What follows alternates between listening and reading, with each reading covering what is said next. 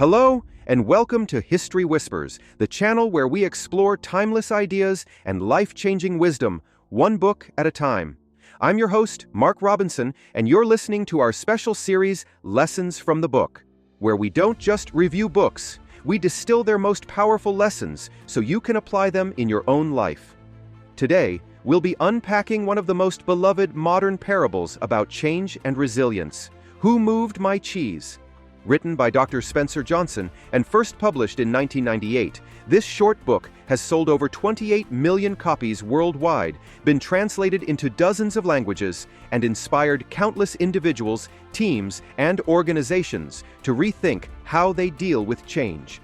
At first glance, it looks deceptively simple, a story about four characters navigating a maze in search of cheese. But beneath this simplicity is a profound metaphor for how we respond to uncertainty, loss, and opportunity. So whether you've read it before or you're hearing about it for the first time, today's episode will guide you through the 7 most important lessons from Who Moved My Cheese? Lessons that can help you adapt faster, worry less, and thrive no matter what life throws your way. If you haven't already, make sure to subscribe, leave us a comment, and let us know which books you'd love to see featured in future episodes. All right, let's begin exploring this timeless classic together. Lesson 1. Change happens. They keep moving the cheese. Our first lesson is perhaps the simplest, but also the hardest to truly embrace. Change is inevitable. In Who Moved My Cheese, the cheese is a metaphor for anything you value: success, love, security, your job, even your sense of identity. And the maze represents life itself, constantly shifting in ways you can't fully control. One of the most powerful lines in the book says, "Change happens when you stop clinging to what once worked and start adapting to what is." This sounds obvious, but in practice, most of us resist change because it feels like a threat. We hope the cheese will come back if we wait long enough. We tell ourselves, things will return to normal. But the truth is, cheese always moves. Markets change, relationships evolve, health fluctuates.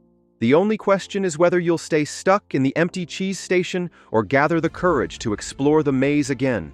Real-life example, think about the last few years. During the pandemic, entire industries disappeared overnight. Millions of people who once felt secure suddenly had to reinvent their careers or businesses. Some waited and hoped things would go back to how they were.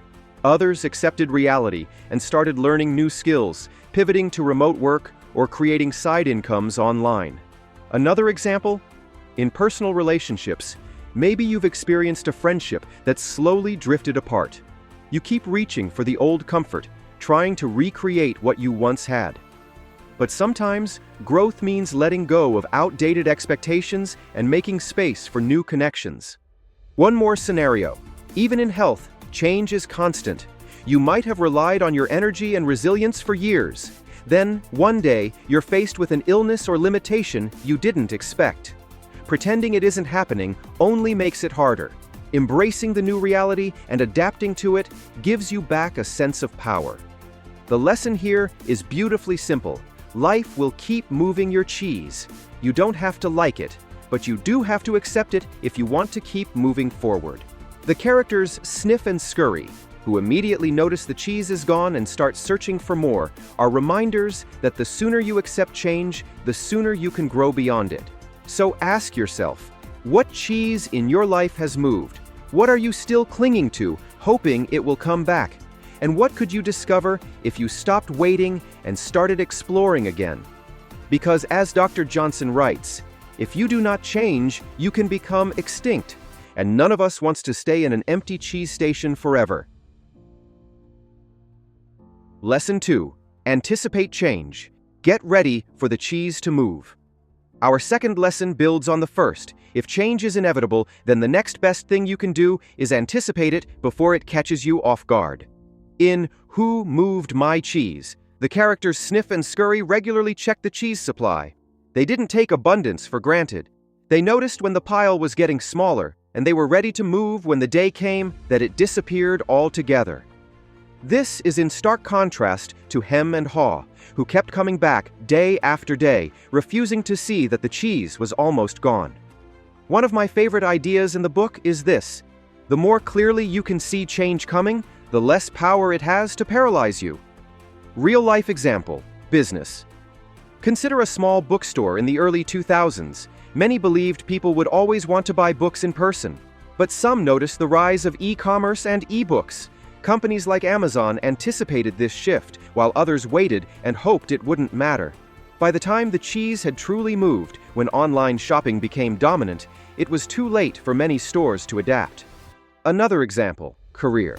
Maybe you've worked in an industry that's changing: technology, education, or manufacturing. If you watch carefully, you'll see the signals. New skills are in demand. Processes are becoming automated. Customer needs are shifting.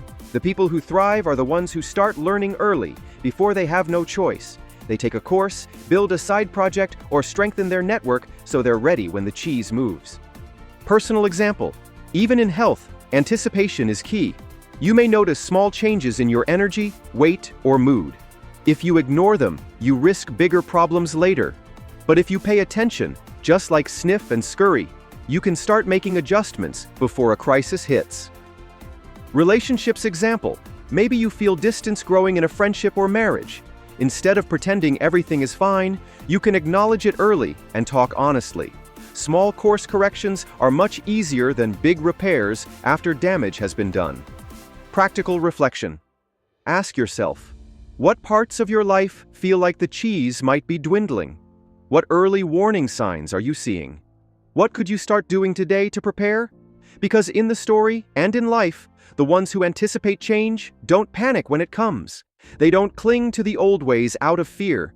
They simply lace up their running shoes and head back into the maze, knowing that new cheese is always waiting for those who are ready to look. Lesson 3. Monitor change. Smell the cheese. Often so you know when it is getting old. Lesson 3 is about vigilance, noticing the slow drip of change before it becomes a flood. In Who Moved My Cheese, there's a powerful moment when Haw realizes the cheese hadn't disappeared overnight, he just hadn't been paying attention. It's such a human moment, because in life, most change isn't sudden. It happens gradually, while we're busy or distracted.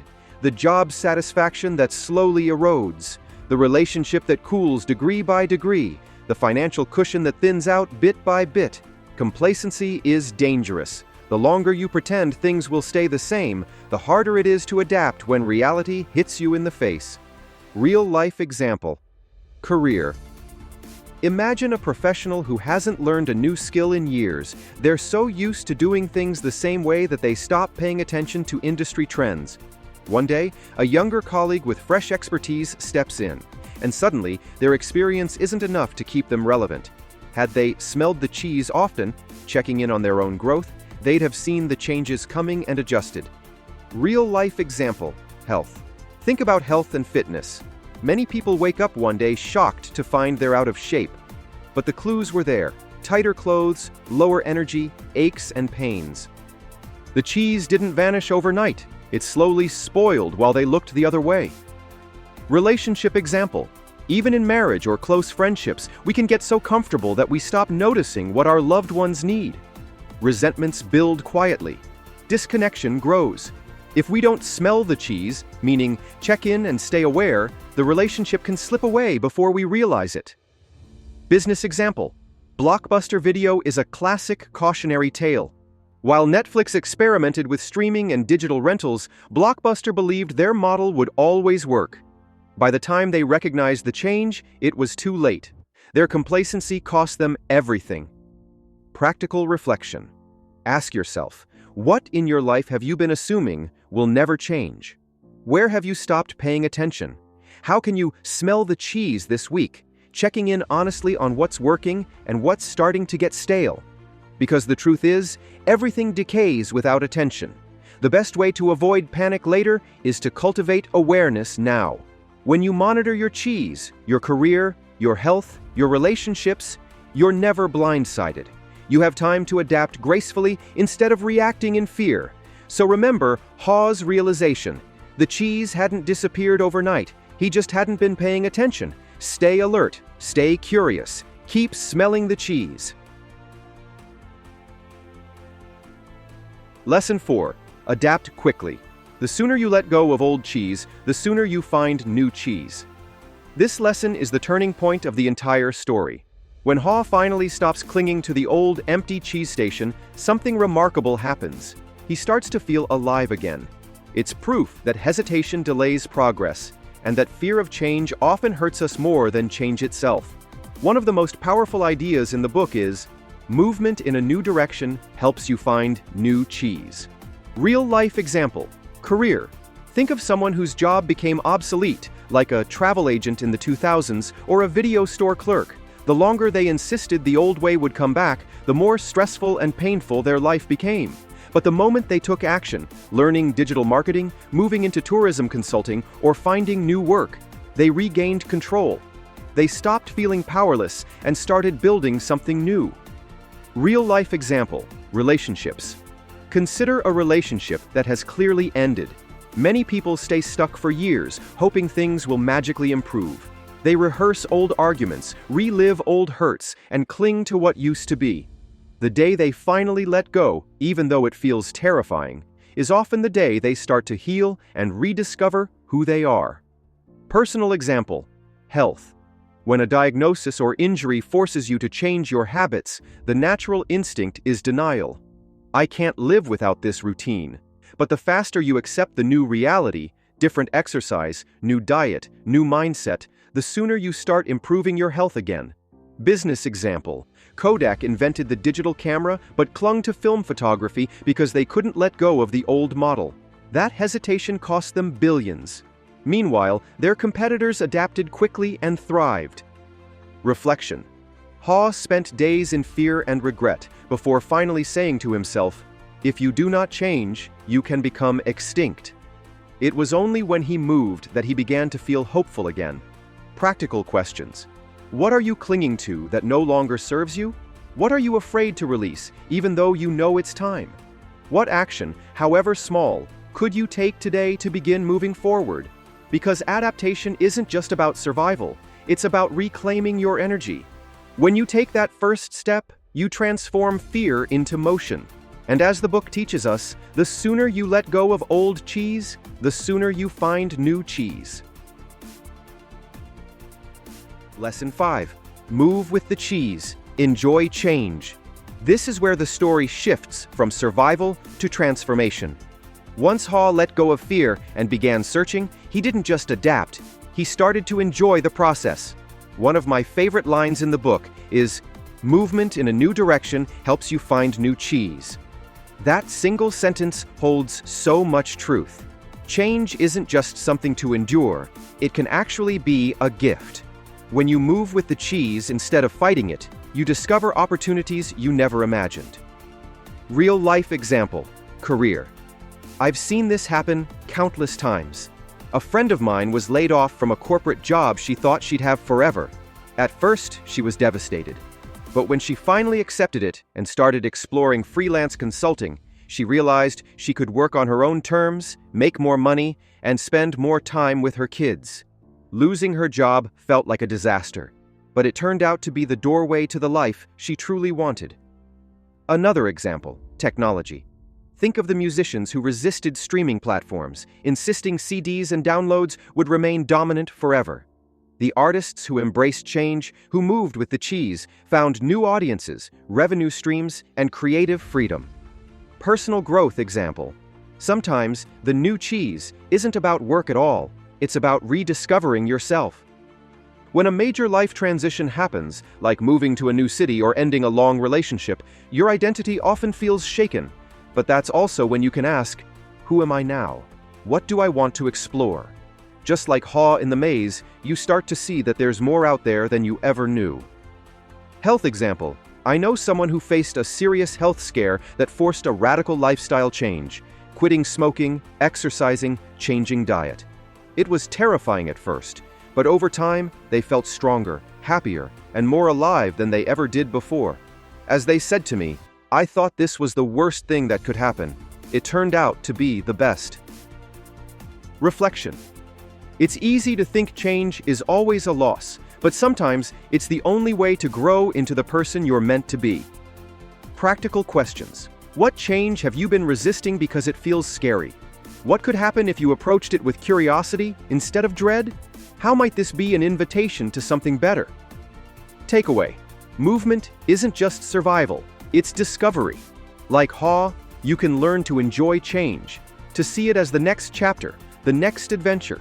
Because in the maze of life, the cheese is always moving, and sometimes that's the best thing that could ever happen to you. Lesson 6. Overcome your fear. What you are afraid of is never as bad as what you imagine. This is the heartbeat of Who Moved My Cheese, the realization that fear is usually worse than reality. Haw spent days paralyzed in the empty cheese station. He imagined every terrible scenario. What if the maze was too big? What if he got lost? What if there was no more cheese at all? Yet when he finally took that first step, he discovered something surprising. What you are afraid of is never as bad as what you imagine. Fear is a story we tell ourselves, and most of the time, that story is far scarier than the truth. Real-life example: career. A client I once coached hated her job. She dreamed of launching her own small business, but spent 5 years frozen in fear. Fear of failure, fear of judgment, fear of losing security. When she finally left and opened her online shop, she realized the hardest part wasn't learning new skills, it was simply deciding to act. The dread she'd carried all those years was far heavier than the reality of starting over. Another example: relationships. Many people stay in relationships that drain them because they fear loneliness or regret. But countless times, I've heard people say, "The moment I finally left, I felt lighter. I wondered why I waited so long." It's not that it's painless, but it's never as catastrophic as we imagine. Health example. Consider someone who avoids going to the doctor for months, terrified of a diagnosis. The anxiety grows and grows until it consumes every waking thought. But when they finally have the appointment, it often brings clarity and relief. Even if the news is challenging, facing it is less stressful than the endless speculation. Personal story. Years ago, I was offered a chance to move across the country for work. I almost said no because I was afraid of failing, of missing home, of starting over. But when I finally went, it became one of the best experiences of my life. Looking back, I realize how much energy I wasted imagining the worst. Practical reflection. Haw had to learn this lesson the hard way. He wrote on the wall, "What would you do if you weren't afraid?" This question is simple, but it can change your life. Consider, what decision have you been putting off because of fear? What's the worst that could realistically happen? What's the best that could happen if you took the leap? Takeaway: fear shrinks when you move toward it. Action is the antidote to anxiety. Remember, the maze isn't nearly as frightening once you start walking. The cheese isn't as far away as you thought, and you are stronger than you imagine. Because in the end, what you are afraid of is never as bad as what you imagine. Lesson 7. Visualize success. Imagine yourself enjoying new cheese. Even before you find it, this final lesson is where Who Moved My Cheese moves from a simple fable into a blueprint for hope. Once Haw started to move through the maze, he didn't just rely on willpower. He used something deeper: positive visualization. He began picturing himself sitting in Cheese Station N, savoring big chunks of fresh cheese, feeling satisfied and proud. And that image, so clear, so vivid, pulled him forward when fear tried to drag him back. He wrote on the wall, "Imagining yourself enjoying new cheese leads you to it." Real-life example, career. Think about professional athletes. They often visualize every detail of a successful performance before stepping onto the field. They see themselves scoring goals, crossing the finish line, delivering the perfect serve. This mental rehearsal primes their minds and bodies to make it real. Another example, business. An entrepreneur I know was terrified to pitch investors for her startup. Every time she practiced, she imagined herself freezing or forgetting her words. So she flipped the script. Every morning, she closed her eyes and pictured a confident, calm version of herself delivering her presentation and seeing investors nodding with interest. When the day came, she was nervous, but her mind was already conditioned to believe in success, and she got the funding she needed. Personal growth example. Visualization isn't magic. but it is powerful. If you want to change your health, for example, picture yourself stronger and healthier. Feel how good it would feel to move with ease, to wake up energized. This mental picture fuels the tiny daily decisions that create real change. Relationship example. If you're rebuilding trust or connection in a relationship, visualize the conversations going well, the smiles returning, the closeness growing again. These images help guide your behavior and keep you hopeful. Reflection. Haw could have stayed stuck in fear and regret, but he chose to see, really see, a better future. That vision became a beacon. Practical questions. What does your new cheese look like? If you let yourself imagine it in vivid detail, how would it feel? What's one small action you could take today to move closer to it? Takeaway. When you visualize success, you give your brain a destination to work toward. You build courage by rehearsing victory instead of failure. Because as Haw discovered, imagining yourself enjoying new cheese leads you to it. And that might be the greatest secret of all, not just to adapt to change, but to thrive because of it. And that brings us to the end of today's episode of History Whispers. Thank you so much for joining me as we explored the 7 profound lessons from Who Moved My Cheese. A story that proves change doesn't have to be something we fear. It can be something we embrace, something that helps us grow into stronger, braver versions of ourselves. I hope these ideas inspire you to look at the changes in your own life with a fresh perspective, and maybe even a little excitement. If you enjoyed this episode, please like, subscribe, and share it with someone you think could use a reminder that new cheese is always out there waiting. And I'd love to hear from you. Which lesson resonated most? Or is there another book you'd like us to feature on the show? Just leave a comment below with your suggestions. I promise we read every single one, and we'll do our very best to create an episode on the books that matter to you. Until next time, I'm Mark Robinson, and this has been History Whispers. Remember, the maze is always changing, but so are you. Keep moving forward. Take care, and I'll see you in the next episode.